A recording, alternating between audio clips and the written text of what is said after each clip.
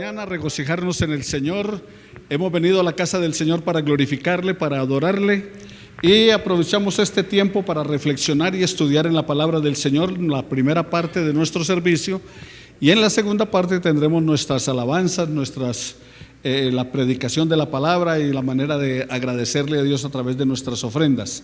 O sea que el servicio lo tenemos dividido en dos sesiones, una oración y estudio bíblico y la otra predicación y alabanza al Señor a través de los cantos, porque adoramos a Dios y le alabamos a través de todo lo que hacemos, pero a través de los cantos y la exposición de la palabra. Así que hoy es un día muy especial para nuestro país. Están en tiempo electoral de gobernadores, alcaldes, asambleas departamentales, consejos municipales, alcaldías menores ediles como Bogotá y otras alcaldías en los pueblos de todo el país. Entonces damos gracias al Señor y pedimos en oración que Dios sea tratando con la vida de la gente que sale a votar, participando, que no haya ninguna violencia. Y también animamos a todos ustedes, los que nos están escuchando, y a ustedes acá en la iglesia, cumplir con su deber ciudadano.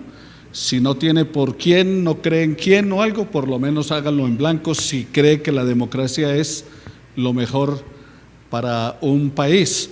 Entonces es la manera de participar, porque algunos dicen, no, pero es que yo no tengo por quién, no creo en ninguno. Bueno, entonces hágalo en blanco, porque está diciendo de esa manera que usted no cree que ninguno de esos sea la persona indicada. Y si hay alguno por el cual cree que usted debe hacerlo, hágalo a plena conciencia, siempre reflexionando en la palabra del Señor. Bueno, esta persona que voy a elegir puede que sea muy buena para su propuesta para gobernar, pero si dentro de esas propuestas y dentro de la vida que la persona tiene o algo va en contra de los propósitos de Dios, pues ahí tenemos que pensarlo bien. Por ejemplo, venía en el carro hablando con mi esposa de votar por alguien que está a favor del aborto. Entonces, si está a favor del aborto y yo voto por él, soy cómplice. Cuando él saque las leyes para el aborto, entonces yo fui cómplice de lo que hizo. Entonces tengo que pensarlo, ¿eso va en contra de mis principios espirituales? Sí, bueno, entonces tengo que pensarlo bien antes de hacerlo y no convertirme en un cómplice de lo que hacen. Entonces, todos somos culpables de lo que va a pasar en el día de hoy, o por acción o por omisión. El que no lo hace va a tener que lamentarse de a quién eligieron, porque él no hizo nada. Y el que lo hizo, si se equivocó, bueno, me equivoqué, pero por lo menos también fui a plena conciencia de lo que hice. Entonces, oremos al Señor por nuestros gobernantes y luego reflexionaremos en Primera de Timoteo, en el capítulo 4, versículo 5, que es el texto para meditar en este día. Vamos entonces a orar al Señor. Hermano Pedro nos dirige en oración, por favor, colocando el servicio delante de la presencia del Señor. Padre nuestro, Señor, tú que hiciste los cielos y la tierra, Señor, nos hiciste a nosotros, hiciste al hombre, Señor, a tu imagen y semejanza, Señor. Te pedimos, Señor, humildemente que nos perdone, Padre Santo, porque hemos pecado contra ti y contra nuestro prójimo, Señor. Padre mío, Señor, mira tu iglesia, Señor. Estamos aquí para adorar tu nombre, Señor, y hablar de tu palabra, Padre Santo.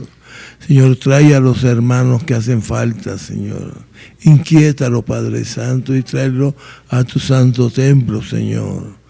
Si no quieren venir, Señor, inquiétalo, Padre Santo. Inquiétalo, Señor, porque todos tenemos que cumplir con tus mandatos, con tus normas, Señor.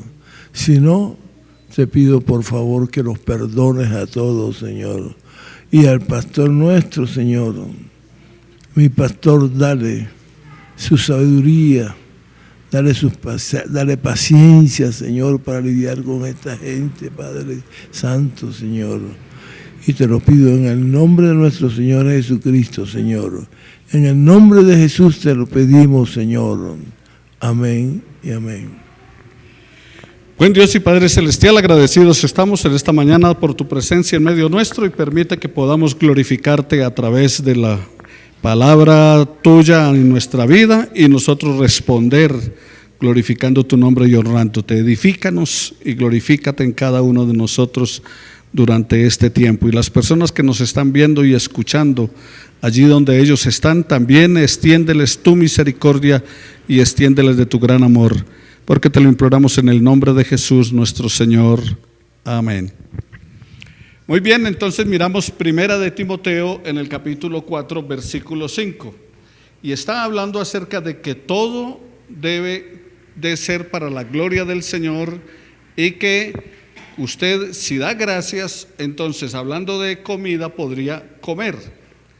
La reflexión o inquietud o pregunta es, bueno, y si Pablo, que era un buen judío, entonces, y los judíos no debían comer cerdo porque el cerdo era un animal inmundo, entonces ahora que escribe esto, ¿qué? Está en contra de lo que él estaba planteando, estaba en contra de su posición religiosa. ¿Por qué entonces ahora dice, bueno, coma de todo y dé gracias? Y si da gracias, si ha orado por eso, está santificado. ¿Qué opinan? También en la palabra del Señor dice, no llaméis inmundo o malo lo que es del Señor. Oramos y bendecimos nuestros alimentos, y ya con esa oración verdaderamente hecha, porque muchas veces dice, Señor, gracias, amén. No, pero con una oración no muy larga, pero concreta, agradeciéndole al Señor los alimentos, pidiéndole que los santifique. Con eso ya podemos comer, sea cerdo, lo que sea. Ok, nosotros, la inquietud de la reflexión es, bueno, ¿y Pablo por qué? Si tenía esa posición, ahora cambia. Bueno, una reflexión sería, bueno, porque en la palabra también dice que nada es inmundo y que todo se podría comer. ¿Qué otra opinión tienen sobre el asunto, mi hermana? Pues más que todo lo hacemos por salud, ¿no? Porque la sangre es vida. Entonces, por ejemplo, al comer rellena, la hacen de sangre. Yo lo hago más que todo por la salud. Por abstenerse de alimentos por salud. Y se coloca el ejemplo de la morcilla o la rellena, como lo llaman en algunas partes, o la pipitoria en Santander, que la pipitoria es simplemente morcilla no envuelta, o sea, no en la tripa del animal, sino suelta, pero es lo mismo. Ahora, el asunto es que cuando usted le hacen un examen de laboratorio, ¿qué es lo que le examinan? ¿Por qué? Porque en la sangre va todo. Entonces Pedro Manuel nos puede decir por qué razón en la sangre. ¿Por qué manda usted un examen de sangre? Para mirar si hay alguna alteración metabólica, colesterol alto, triglicéridos, azúcar, ácido úrico. En la sangre es que se detecta todo. Ajá. O sea, para mirar, él es médico, por eso le hago la pregunta, ¿por qué él manda un examen de sangre? Entonces habla acerca para mirar el metabolismo de la persona y cómo está, si hay colesterol, si hay triglicéridos, etcétera. Entonces, porque eso aparece ¿dónde? En la sangre. Y en la sangre de la res o del cerdo, ¿puede haber lo mismo? En la sangre de la res y del cerdo hay lo mismo. La res también puede tener colesterol, puede tener triglicéridos, tiene triglicéridos, o sea, tiene la misma situación. Entonces, el problema es que la contaminación está en la sangre. Por eso es la prohibición. Ahora, la razón del por qué algunas prohibiciones, usted lo encuentra desde Levítico, es que en la Biblia, en la parte del Antiguo Testamento, en el Levítico, habían leyes sanitarias, no leyes espirituales. ¿Por qué? Recuerden que el pueblo de Israel no es un pueblo que trabajó la medicina. La medicina la trabajaban los egipcios, no los israelitas. Los israelitas eran nómadas. Entonces, Dios le da al pueblo de Israel ciertas normas sanitarias a través de Moisés para que el pueblo cuide su salud. Un ejemplo, dice la palabra del Señor que cada judío debía de llevar, en la travesía por el desierto, debía llevar una vara. Y entonces, ¿por qué razón andar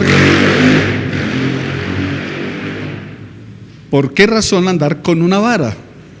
Bueno, van a atravesar el desierto. Son casi 2 millones de personas las que salieron para atravesar el desierto. Llegan a un campamento, se quedan ahí porque se quedaban en algunos lugares 2, 3 días y se quedan allí.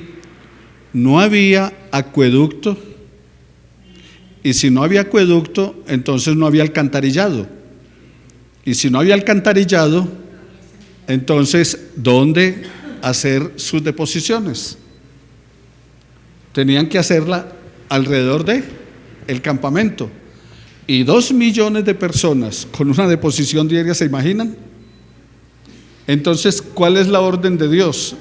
Si ellos hubieran dejado así, la contaminación había sido tremenda y había matado de epidemia, había matado el pueblo.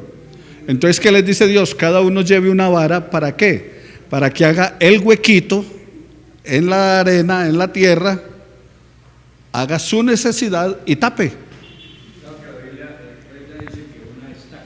Una estaca, y era eso, o sea, un palo con un chuzo. Entonces cava y luego tapa. Y al tapar, pues quedó tapado el problema. ¿Se evitaba qué? La epidemia, la contaminación. Y las mujeres, cuando tuvieran su visita mensual, que la tienen, tenían que salir del campamento porque por lo menos el 51% tenían que ser mujeres. ¿Ah? Y digo más todavía, como el 55% eran mujeres porque los hombres iban a la guerra, las mujeres no. Imagínense. Correcto, esa es otra medida que Dios le dio al pueblo. Dijo que la mujer en su periodo, en su tiempo mensual, debería salir del campamento y no estar en la casa de Jehová. Y entonces algunos, ¿pero por qué? Eso es discriminatorio. Pero es que en esa época no había, como le digo, no había ni acueducto ni alcantarillado, ni había nosotras con alas, sin alas, y nada de eso que hoy en día ustedes tienen. Entonces, se imagina, estamos hablando de 2 millones de personas, si la mitad de eso fueran mujeres, entonces era 1 millón de mujeres con su tiempo, sin agua, sin nada. Entonces, por eso era la orden, no era discriminatorio, sino simplemente higiénico. Entonces, en muchas cosas que usted encuentra en Levítico eran medidas que sanitarias, y entre ellas estaba el no comer animales inmundos, o sea, animales que por su manera de criar y de todo lo demás contaminaban. Entonces, para evitar contaminación, hágalo. Hoy, listo, aunque hay criaderos de cerdo, que están hablando de cerdo light y todo lo demás, están retirados. Incluso están hablando de sacar el matadero que hay ahorita en la Cali, porque eso ya está lleno de población de habitantes y tienen que sacar el matadero de allí. ¿Por qué razón? Porque eso es contaminante, entonces mandan que se salga. En la Biblia son medidas higiénicas, no de orden espiritual. Ellos tocaron muchas de esas órdenes higiénicas, las volvieron espirituales, como hoy en día muchos de nosotros hemos vuelto algunas cosas que hacemos regularmente en la iglesia y las volvemos como si fueran bíblicas. Por ejemplo, escuela dominical 10 de la mañana. Entonces, si uno cambia la escuela dominical de las 10 de la mañana para las 3 de la tarde, alguno va a decir, oiga, pero ¿cómo así? La iglesia está pecando. En algunas iglesias cambiaron la liturgia del himno por coros. ¿Y cómo así?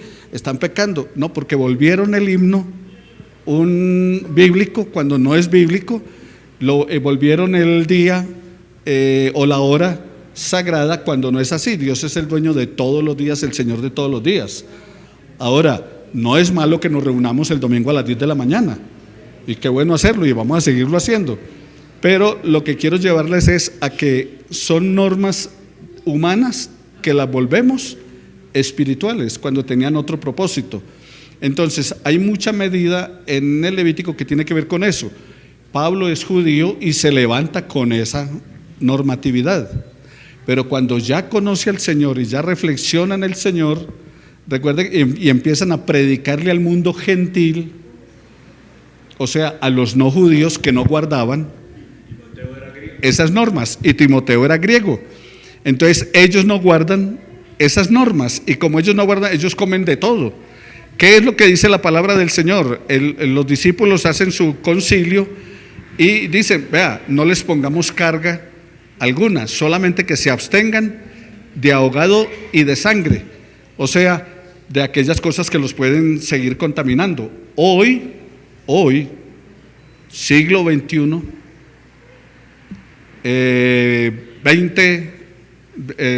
27 es hoy, 27 de octubre del 2019, también debemos cuidarnos de algunas cosas para comer, ¿o no? Entonces, hoy también sigue siendo válido ¿qué? Las medidas sanitarias. Entonces, si la sangre es contaminante, ¿para qué me la voy a comer?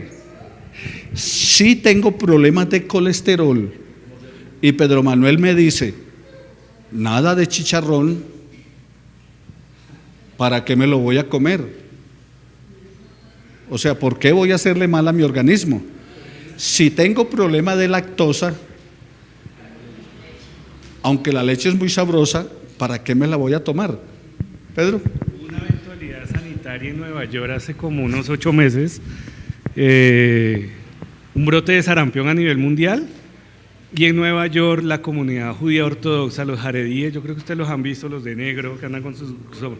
no se querían poner la vacuna, porque la vacuna de sarampión tiene ADN porcino, y eso se formó un problema allá en Nueva York. No, eso fue un lío para el alcalde de Nueva York, que esa gente no se quería vacunar, porque tenía ADN porcino la vacuna. Entonces, lo que dice el pastor, ¿no? O sea, adoptan cosas que son, o sea, de salud, en cuestiones espirituales, o sea, mal interpretadas. Esas normas eran transitorias.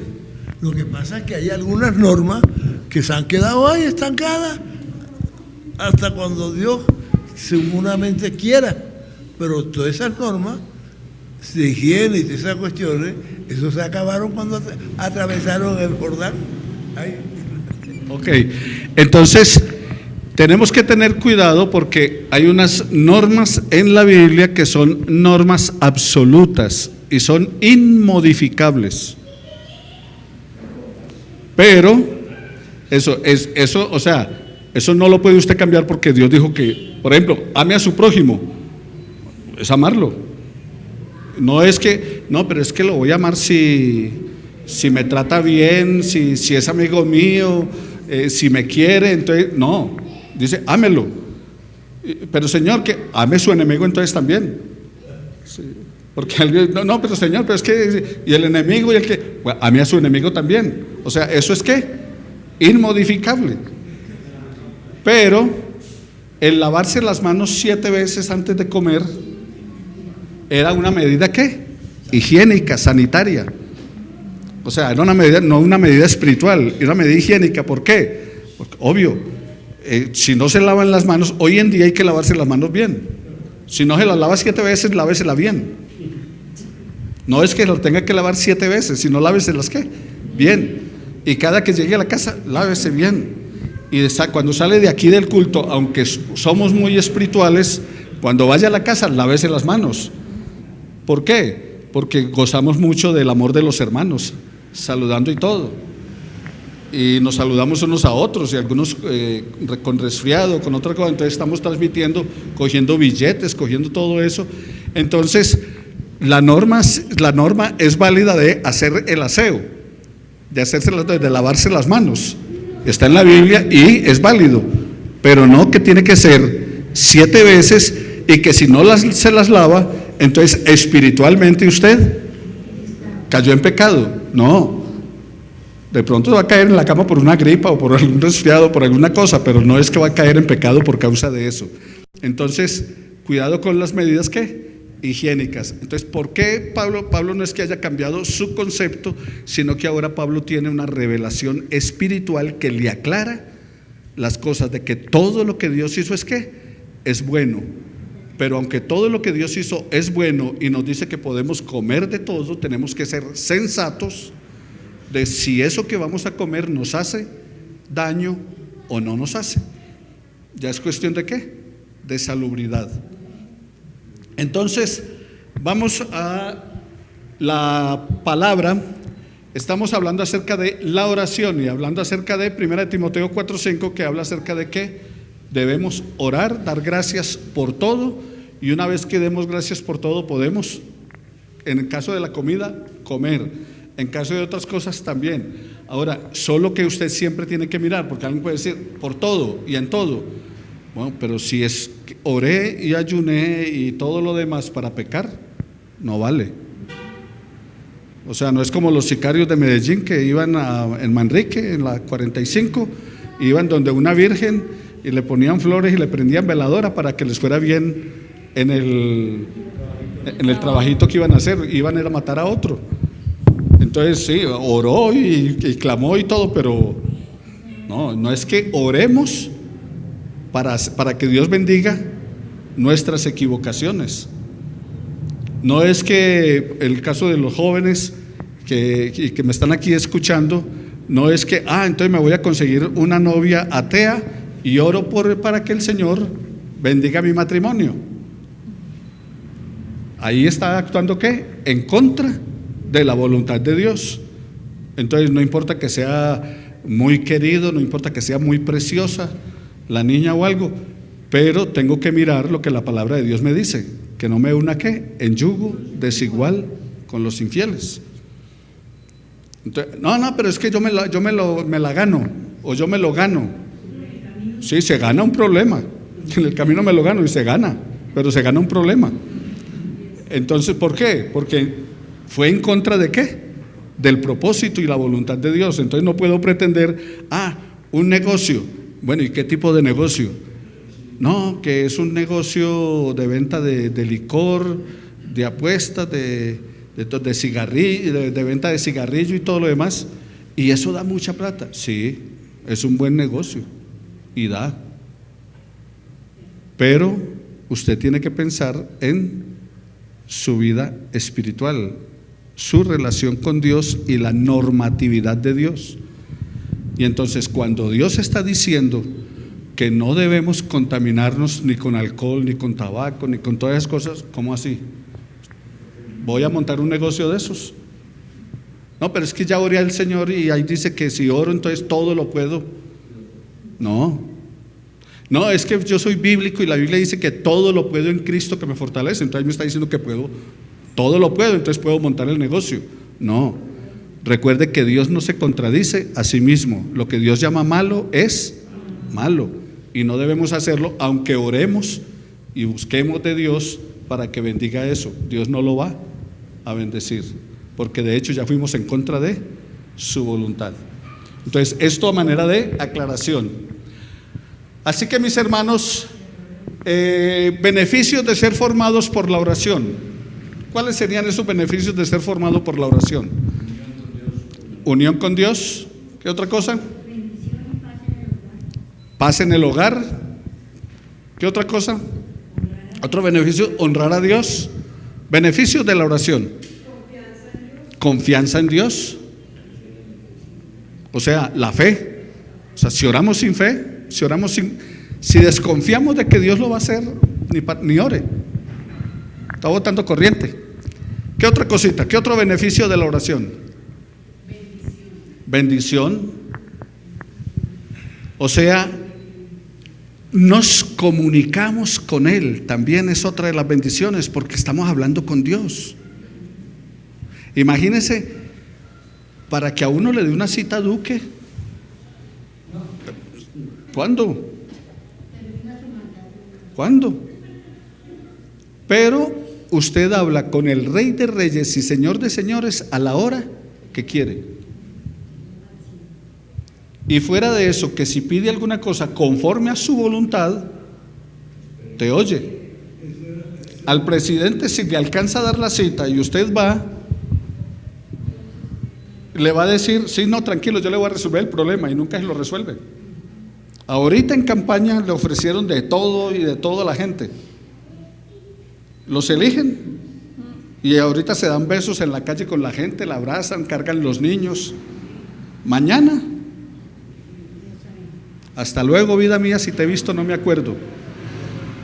Pero el Rey de Reyes y Señor de Señores dice, venga y clame a mí, y si clama a mí, yo le escucho y le respondo. Gloria Estela. También contribuye a formar carácter, también contribuye a un estilo de vida. Creo yo que lo principal es que lo que yo le pida a Dios esté de acuerdo con la voluntad de Dios, porque no vamos a hacer como hacían ciertos paisas, que entraban a la iglesia, oían la misa y le pedían a Dios, ay Señor, que yo no vaya a fallar en este negocio, que se me pueda cumplir este trabajito, y el trabajito era matar a una persona que la iba a matar allá. Sí, lo que mencionaba ahora de la... ¿Cómo le va? Hombre, ¿cómo? Eso no lo va a escuchar Dios. Mire, en la Biblia hay pruebas de oraciones no contestadas por Dios. Cuando Elías está en la cueva después de pelear con los sacerdotes de Baal y Acera, matarlos, lo va a matar Jezabel, y él corre y se mete en una cueva y habla con Dios. ¿Y qué le dice a Dios? Señor, quítame la vida. Eso es una oración. Y si Dios se lo hubiera escuchado, ¿qué pasa? Lo mata. Pero Dios no respondió. O sea que hay oraciones que Dios va a decir que no. Y cuando te dice que no, es porque no te conviene. El apóstol Pablo dice, he orado 3 veces que el Señor me quite este aguijón. ¿Y qué le dijo el Señor? Bástate mi gracia, porque mi poder se perfecciona en tu debilidad. Así que algunas cosas que nos acontecen es porque Dios trata con nosotros para hacernos entender su propósito, para que dependamos de Él. Entonces va a haber oraciones que no contestadas, porque no te convienen. El mismo Pablo, junto con Bernabé, oran al Señor para ir a Bitinia a predicar el Evangelio. Y el Espíritu Santo les dijo, quieto en primera, no se mueva de ahí, váyase para Macedonia. O sea, aunque habían pedido y habían orado para ese viaje, el Señor los mandó para otro lugar diferente. A Jonás le dijo, vaya a Nínive. Y Jonás habló con Dios y le dijo, y al hablar con Dios es orar. Y le dijo, no, para allá no, qué tal cosa que compró tiquete para otra parte, para Tarsis. Y Dios le dijo, no Señor, no es para donde usted quiere, es para donde yo quiero. Por eso la oración debe ser de acuerdo a su voluntad, al propósito divino. ¿Por qué Mateo 7:7? Mateo 7:7. ¿Por qué puedo estar seguro que el Señor escucha mis ruegos? ¿Por qué puedo estar seguro que el Señor escucha mis ruegos?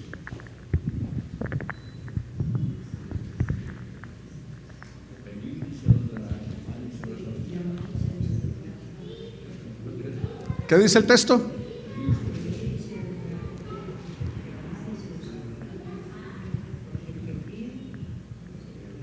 ¿El que pide qué? Le dicen, oiga, no, a usted no lo atiendo. Al que pide, se le da. Al que llama, se le abre. El que busca, hallará, encuentra. Pero dice, pide con fe, no dudando. Entonces ahí es donde entra lo más importante, pedir sin dudar. conscientes de que Él siempre nos responde, y pedir de acuerdo a su voluntad es lo más importante. En la oración es clave ¿qué? El no dudar. Pida con fe, no dudando nada. El problema en muchas de las oraciones que no nos han respondido es por la duda. Les contaba a ustedes, y lo recuerdo en esta mañana, para los que no han escuchado y a los otros para recordar, que estaba un beduino echando 2 paladas de arena en un balde, le echaba, mezclaba con agua, sacudía, decía unas palabras mágicas, volteaba el balde y salían 2 pepitas de oro. Y toda la gente estaba reunida allí mirándolo, y él cogía y echaba arena en el balde, sacudía el balde, volteaba, 2 pepitas de oro. Y un turista que estaba mirando allí el asunto llegó y le dijo: véndame el secreto. Y el beduino le dijo: listo, y le puso un precio alto, y el tipo llegó y pagó. Se fue para el hotel, pero cuando iba a salir, el beduino le dijo: venga, venga. Eso sí, lo único que usted no puede hacer, cuando diga las palabras mágicas y voltee el balde, no vaya a pensar en un charquito verde, a pensar en un charquito verde. ¿Cuál es el problema? Nunca he pensado en un charquito verde. Usted tampoco, ¿cierto? Entonces, ¿cuál es el problema? Nunca he pensado en un charquito verde. Y llegó y cogió, compró 2 bultos de arena, un balde, y se fue para el hotel. Y en la pieza del hotel cogió, revolvió, echó las 2 paladas en el balde, sacudió, dijo las palabras mágicas, y cuando iba a voltear el balde, el charquito verde. Volvió a intentarlo, y vez tras vez intentó, y cada que iba a voltear el balde, el charquito verde. El charquito verde es la duda. Por eso el Señor dice: pida con fe, no dudando nada. El problema nuestro muchas veces es que el charquito verde, que cuando vamos a pedir al Señor le pedimos, pero a la vez que pedimos, y sí lo hará, y sí me responderá, y sí me habrá escuchado, y sí me atenderá, pero es que yo soy tan pecador. ¿Esos son qué? Los charquitos verdes que empiezan a robarnos la bendición. Mateo 21:22. Como este argentino técnico de Comesaña, que tenía una camisita que nunca se la quitaba, y el Junior siempre ganaba. Entonces, él decía que esa camisita no se la quitaba, porque cuando se la quitaba, el Junior perdía. Y efectivamente, ese día perdía. Ellos son expertos en los agüeros para eso. Mateo 21:22.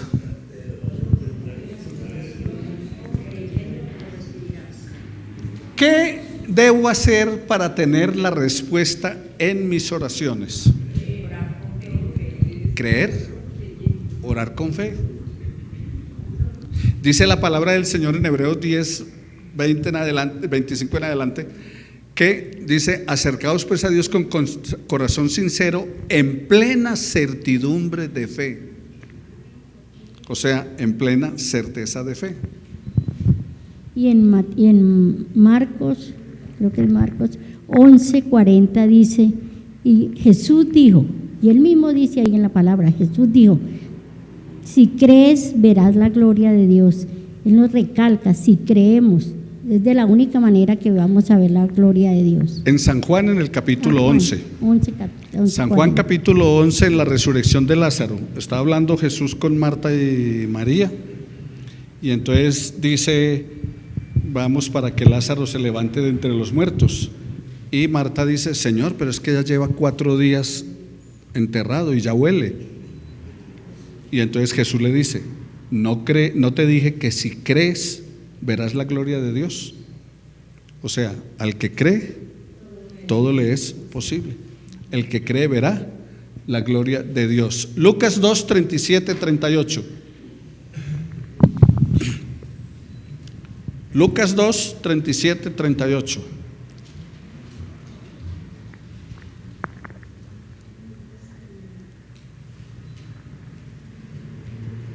Mire ya.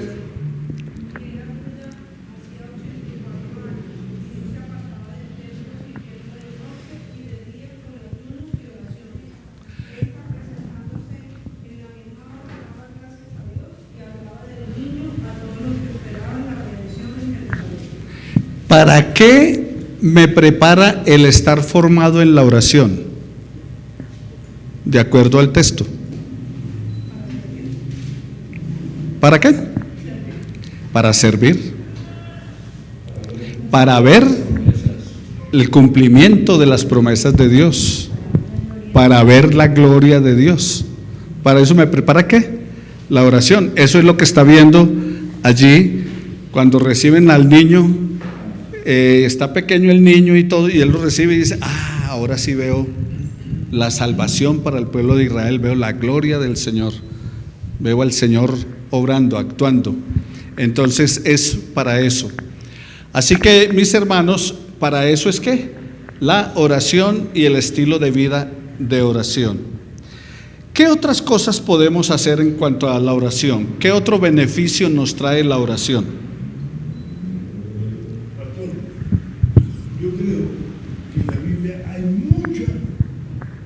Demasiada la frasecita que la oración opera y es buena y es todo, sí, la operación, pero nadie sabe cómo opera. El 99% de la gente no sabe cómo opera esa oración. Eso no es así como a la bulla de los cocos, no. Yo creo que para que Dios lo oiga a uno tiene que cumplir cierto, no todo, pero cierto, los básicos de la ley de Dios tiene uno que cumplirla. Oye, Dios no le va a dar a ningún vagabundo por ahí plata para que siga, que es lo que pide la gente. La gente no pide sino plata. Y entonces, por eso hay tanta frustración, porque creen que Dios es una oficina esa de empeño, que va a toda la gente a empeñar cosas. No, hay que cumplir ciertas normas. Eso no es tan alegre como la bulla de los cocos, no, pastor.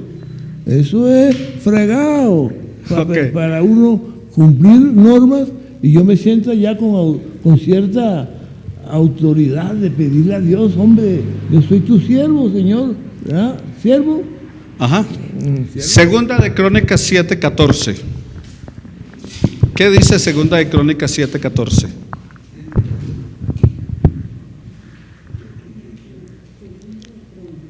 Algunos se lo saben de memoria.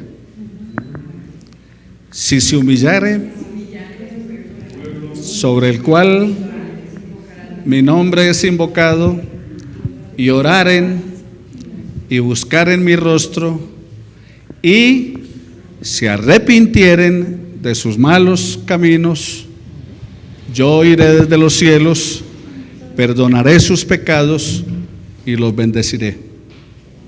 Dice: sanaré su tierra. Eso es bendición, porque recuerde que era una economía agrícola. Entonces cuando dice le bendeciré su tierra, era darles ¿qué? Bendición. Pero note, ¿qué es lo que dice? Si se humillan, en lo que usted está mencionando, si se humillan, si se arrepienten, si abandonan su pecado y se vuelven de todo corazón, entonces ¿qué hace él? Yo oiré las oraciones, yo perdonaré y sanaré. ¿A quién se está dirigiendo Dios? Exactamente, pastor. ¿A quién se está dirigiendo Dios cuando dice: si mi pueblo se arrepintiere? ¿A quién? En ese momento, o sea, en ese momento al pueblo de Israel, y está hablando con Salomón en ese momento. Y nosotros somos la Israel espiritual, no somos la Israel física. O sea, es válido para nosotros también en el día de hoy.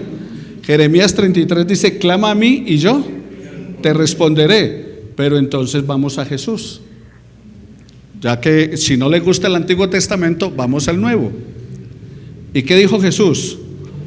Todo lo que pidas al Padre en mi nombre, creyendo, yo lo haré para que el Padre sea glorificado en el Hijo. Y vamos ya no a Jesús, Vamos a Santiago. ¿Y qué es lo que dice Santiago?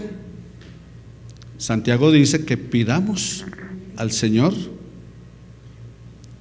y que pidamos con fe, no dudando nada. En el capítulo 1. O sea, el hablar con Dios y el buscar a Dios es válido en el Antiguo y en el Nuevo. La única condición, pastor, es arrepentimiento y humillación. Y el Salmo 51, ten piedad de mí, oh Dios. Y lo estaba clamando después de haber cometido adulterio, David. Lo único que Dios no escucha es la oración de un pecador no arrepentido. O sea, si no se arrepiente, lo que usted decía, si digo, Señor, es que bendíceme para poder conquistar a mi vecina, y usted es casado, ¿Dios le va a responder esa oración? No, Dios le está diciendo, no sea sinvergüenza, arrepiéntase y búsqueme. Entonces, la única condición para que Dios te escuche es acercarte a Él creyendo que recibirás. Y cuando crees en el Señor, es que yo creo, entonces vas de acuerdo a las condiciones de Dios, no a las tuyas, sino a las condiciones de Dios. Entonces, cuando voy en las condiciones de Dios, entonces, ¿qué es lo que me dice? Acérquese con corazón sincero, o sea, transparente, en plena certidumbre de fe, purificados los corazones de mala conciencia, o sea, arrepentimiento.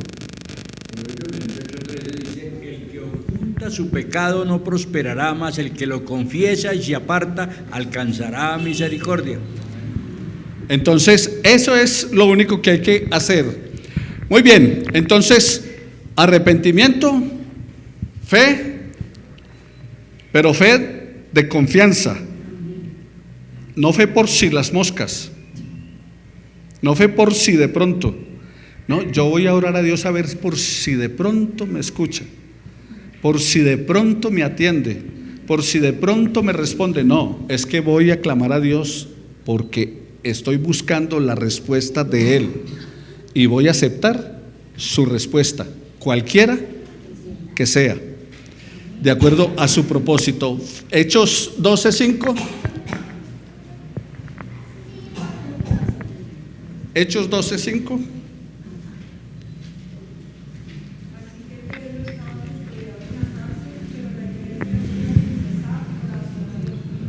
¿Cuál es el resultado de estar en oración constante?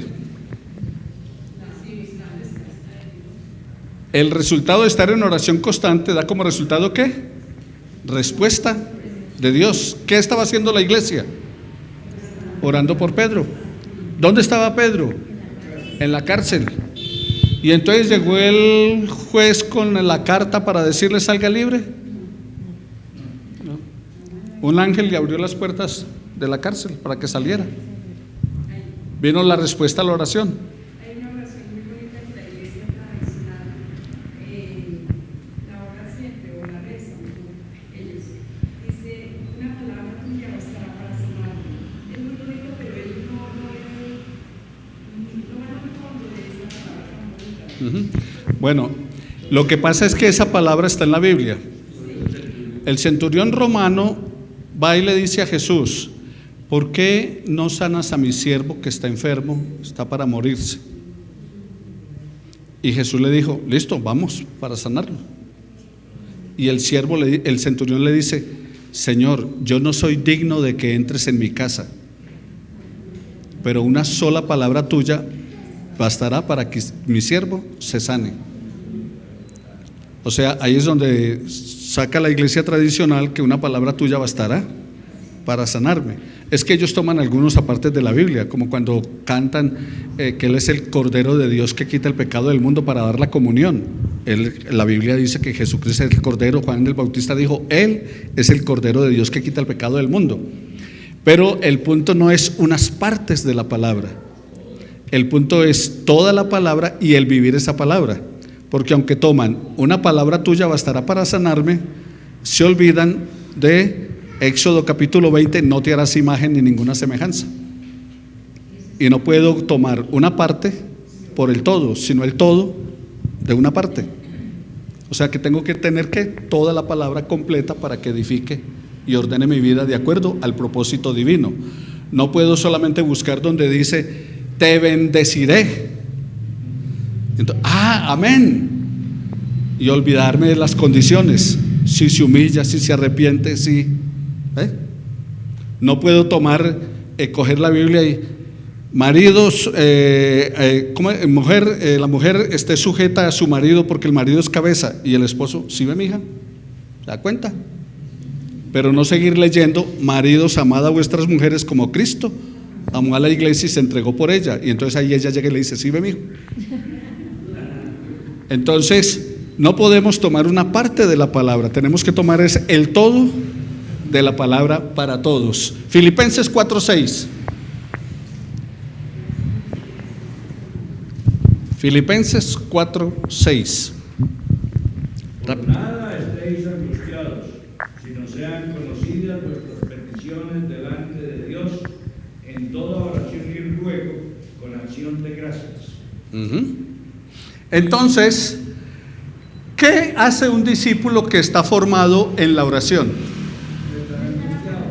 O sea, nuestro tema es formados en la oración, o sea que la oración ¿qué? Nos forma. Y un discípulo formado en la oración, entonces, ¿no está qué? No está afanado. La palabra, el original, en la traducción original dice, por nada esté desesperado. O sea, por nada esté afanoso, por nada se desespere. Porque, ¿y la desesperación a quién soluciona? ¿Qué soluciona la desesperación? ¿Qué soluciona la preocupación? Mire, Pedro está en la cárcel y lo van a matar y está durmiendo. Le tocó al ángel despertarlo y decirle, oiga, salga.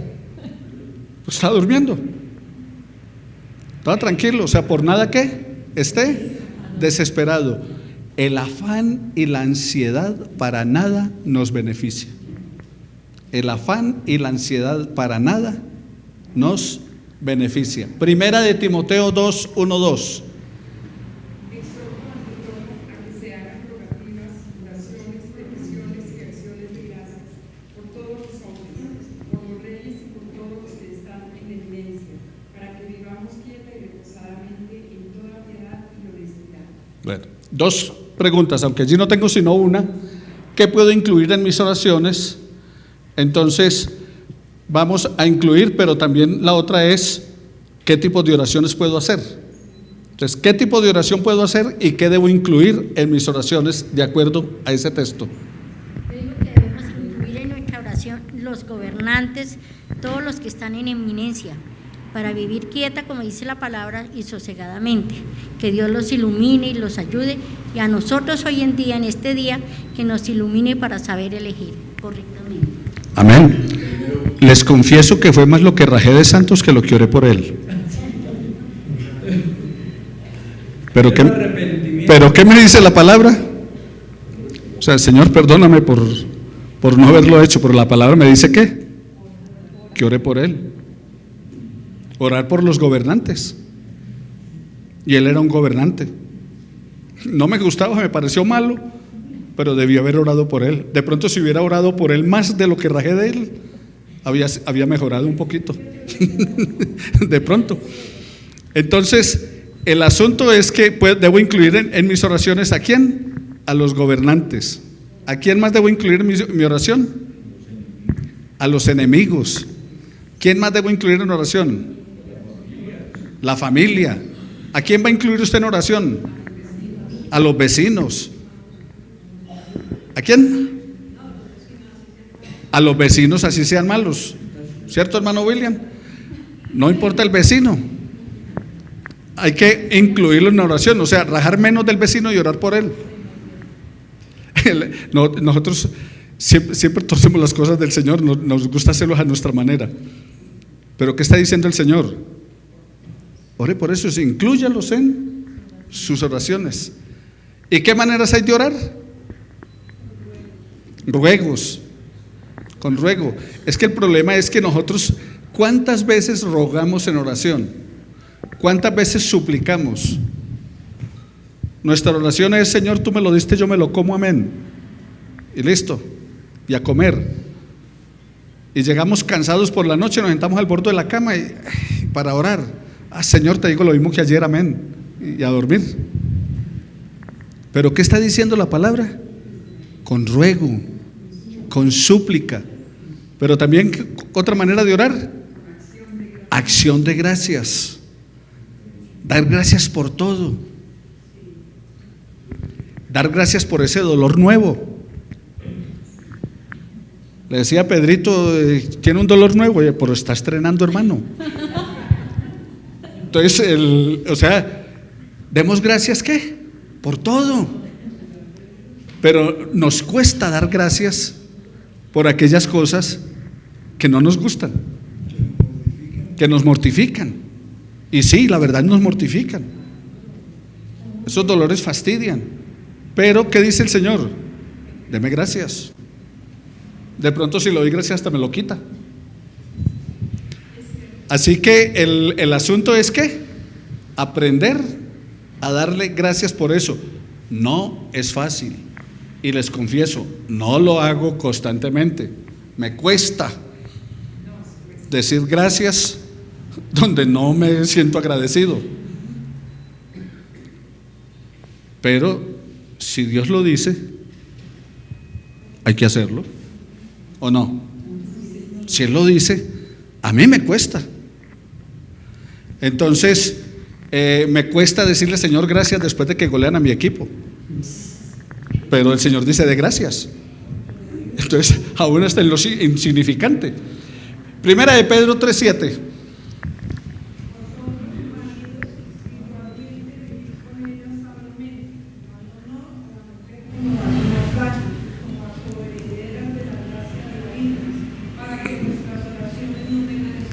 Ay, ay, ay.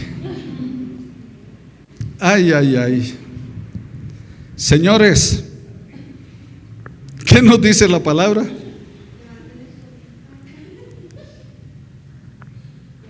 Maridos, traten a sus mujeres como ponchera plástica. No, como a vaso frágil. ¿Qué más? Maridos, vivan con ellas sabiamente, con sabiduría. ¿Y todo para qué? ¿Para qué? No tengan estorbo. Para que nuestras oraciones puedan llegar a Dios. ¿Qué les parece? No, pero es que dice, es que la mujer debe estar sujeta a su marido. Sí, lean, es que la mujer debe estar sujeta a su marido. Dice, no, viva con ella sabiamente. Trátela como a vaso frágil, para que cuando usted ore, Dios lo escuche. Porque si no, como dicen los muchachos, paila. Si no, su oración va a ser ¿qué? Estorbada. La palabra del Señor es viva y eficaz y más cortante que espada de doble filo. Y penetra, dice, hasta partir el alma y el corazón y los tuétanos, o sea, el hueso, penetra el hueso hasta que llega al tuétano. Entonces, estas son maneras de ser ¿qué? Formado por la palabra. Formados por la oración. Formados por la oración. Vamos entonces a orar en este momento al Señor, ya que hemos reflexionado sobre estas cosas, y pidámosle al Señor que dirija nuestras vidas.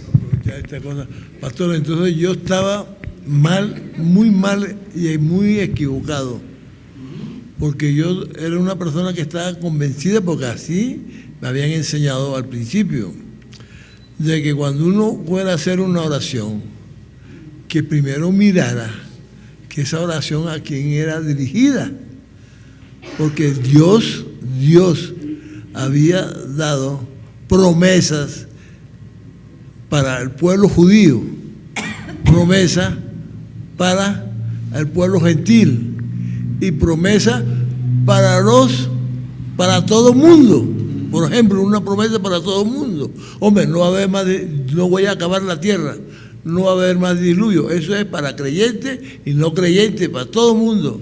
Pero que uno tenía que hacer muy cuenta si esa promesa que yo le estoy reclamando a Dios para mí, es para mí. Permítame. Como aquella de que todo lo que tú pises va a ser para ti. Entonces ve una persona pisando ahí, ¿tú qué estás pisando ahí? No, la promesa de Dios, hombre, eso es para determinada persona, le decía yo a la persona, eso no es para nada, diciendo de que Dios nos va a poner como cabeza y no como cola. Hombre, es una promesa para el pueblo de Israel. Entonces, yo estaba mal. No, no estaba mal, es así como usted lo está diciendo. Lo que pasa es, no lo confundo, lo que pasa es que usted tiene que tomar toda la palabra, no una parte de la palabra, sino toda. Entonces, esta promesa, promesa de ser cabeza y no cola, ¿para quién es? Pero ¿qué me dice entonces? ¿Es para todo mundo? Entonces, cuando miro para todo mundo, miro en la palabra. ¿Y qué dice el Señor? Ninguno tenga más alto concepto de sí que el que debe tener, sino que piense de sí con cordura. No busque los primeros lugares. Señor, que mi hermano se siente a la derecha y yo a la izquierda. Entonces dice, no busque los primeros lugares. Entonces cuando miro eso, entonces tengo que mirar cabeza y cola era para quién. Y cuando miro el texto, era a la nación de Israel. Porque en el mismo Israel había uno que era rey, Saúl, luego David, Ezequías y tantos otros. Esos eran las cabezas, y los otros ¿qué eran? Cola. Entonces no era para toda la gente. Pero cuando miro en la palabra, segunda de Crónicas 7:14, si se humilla mi pueblo, ¿cuál pueblo? El de él. ¿Quiénes somos nosotros? Su pueblo. La misma palabra dice que somos su pueblo. Ustedes son mi pueblo, ovejas de mi prado. Somos pueblo suyo. ¿Qué dice Apocalipsis? Que somos su pueblo, nación santa, pueblo adquirido por Dios. O sea, ¿eso es para quién esa promesa? Para su pueblo. Y yo soy su pueblo. Entonces no es que le enseñaron mal ni entendió mal, solo que hay que coger cada promesa ¿de acuerdo a qué? A la palabra, a toda la palabra. Cuando Dios dice ojo por ojo, diente por diente, entonces yo puedo sacarle el ojo al otro porque me sacó el mío. Entonces puedo desquitarme. Sí, en ese momento, pero era para limitar la venganza. ¿Por qué? Porque a uno le sacaban el ojo y él iba y mataba a toda la familia. Dice, no señor, el ojo. Pero cuando sigo leyendo, ¿qué encuentro? Ame a su enemigo. Entonces no le puedo sacar el ojo.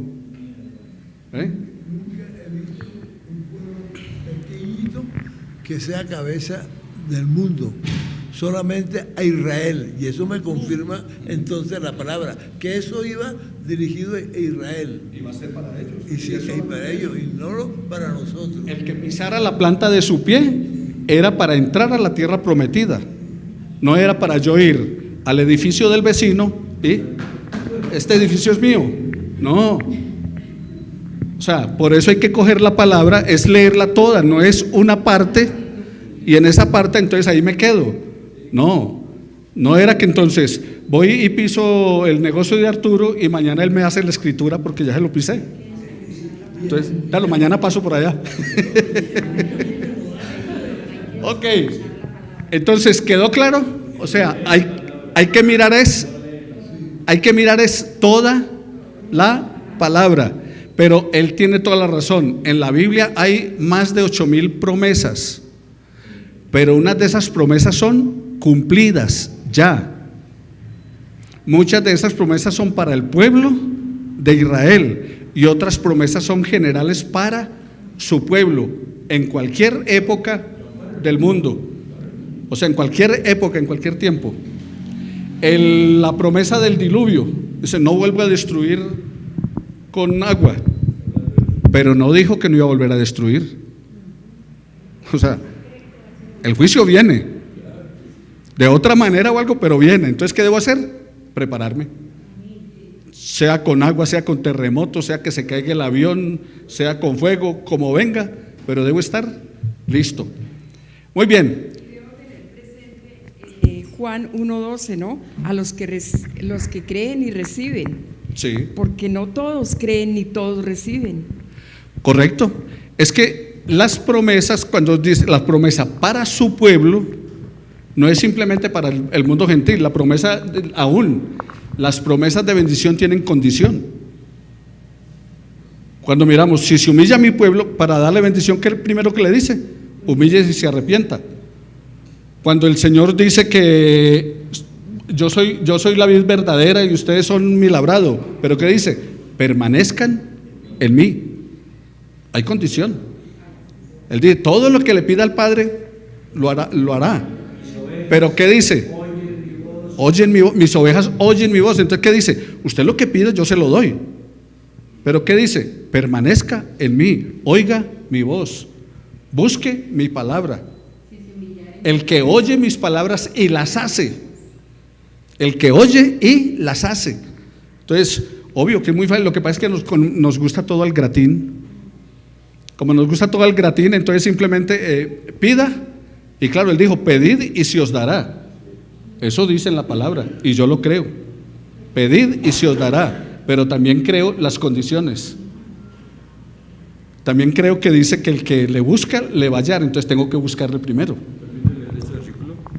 Acontecerá que si oyeres atentamente la voz de Jehová tu Dios para guardar y poner por obra todos sus mandamientos que yo te prescribo hoy, también Jehová tu Dios te exaltará sobre todas las naciones de la tierra.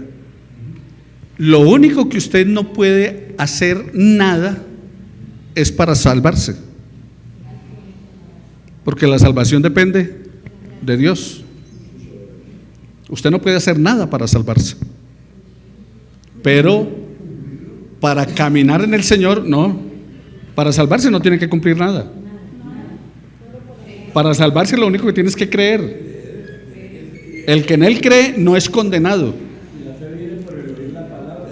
El asunto es que no puede, no, es que voy a ir a la iglesia para salvarme. Perdió el año.